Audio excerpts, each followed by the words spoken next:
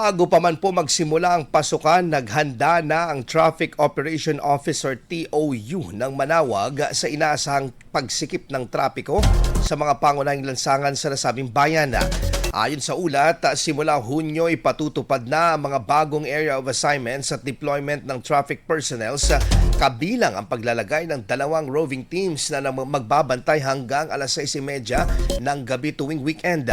Tututukan din ng mga law enforcement team ang mga lugar na madalas makaranas ng mabigat na daloy ng sasakyan gaya ng Rizal Street, Soriano, Tiong at Mendoza Street kasabay ng pagdami ng mga estudyante, commuters at motorista sa pagbubukas ng klase.